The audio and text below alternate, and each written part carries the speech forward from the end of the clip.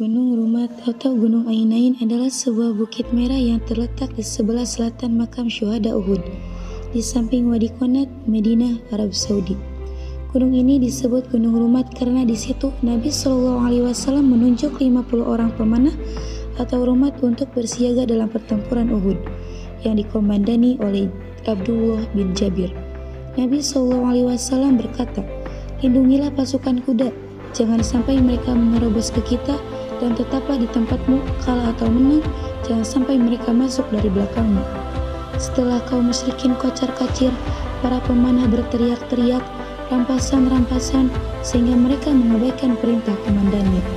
Akibatnya, ketika kaum musyrikin melihat ada celah kosong, mereka langsung berputar ke arah belakang bukit dan balik mengepung kaum muslimin, hingga banyak dari sahabat yang gugur syahid dalam pertempuran itu.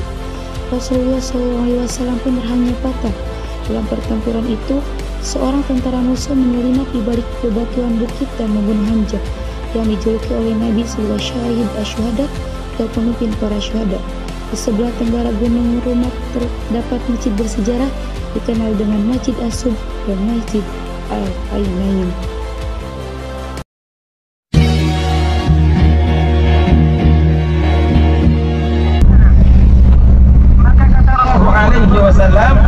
Sampai ke Jabal Uhud, maka Rasulullah SAW membentuk strategi perang.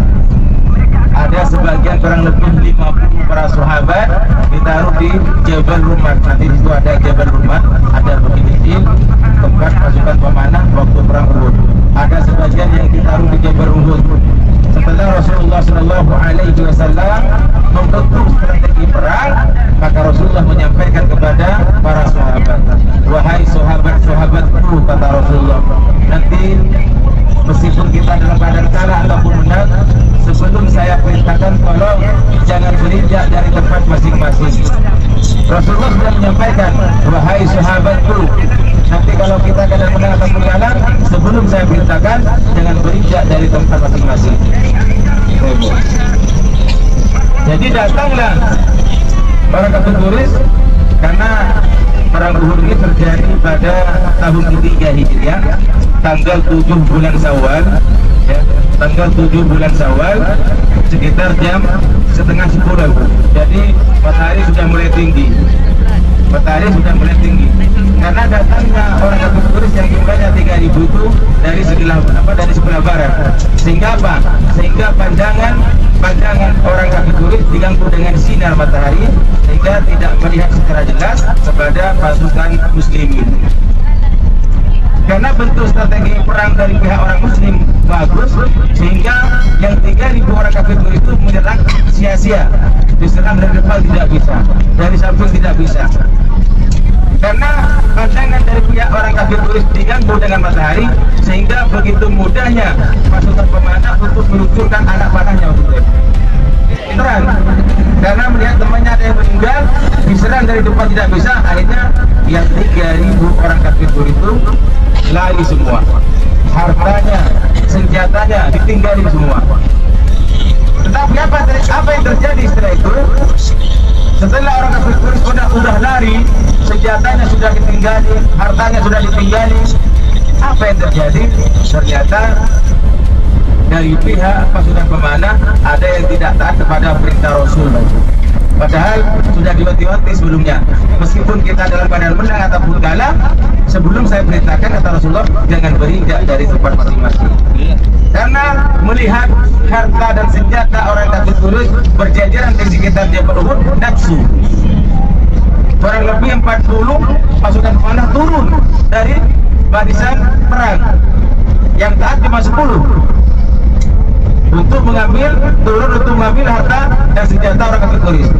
Setelah itu dibagi-bagikan, makanya dinamakan harta ghanimah. Harta rampasan itu dinamakan harta ghanimah. Ya, dibagi-bagikan kepada teman-temannya.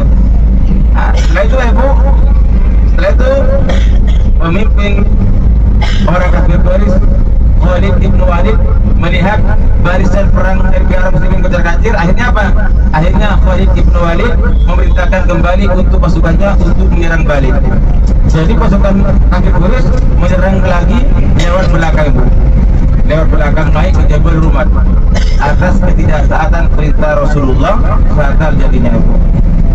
Fatal jadinya. Begitu sadisnya pasukan orang kafir Quraisy membantai orang muslim, sampai 70 yang terbunuh waktu itu.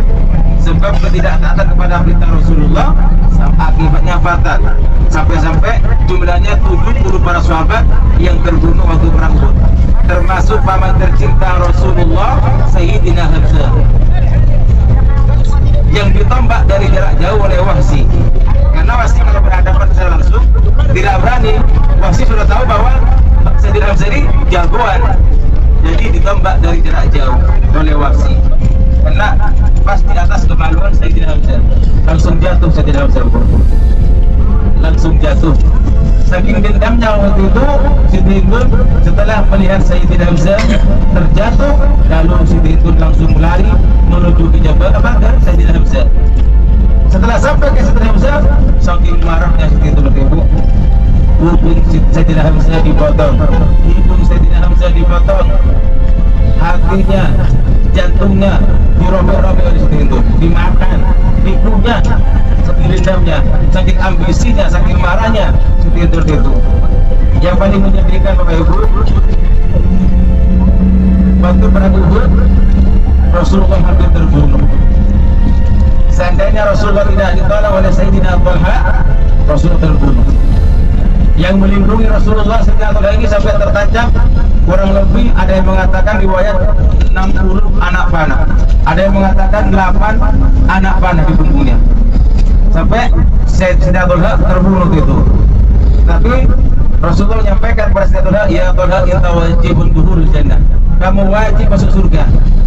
Sudah diwajibkan ya Bu, sebab Sayyidina Hamzah melindungi Rasulullah waktu perang Uhud.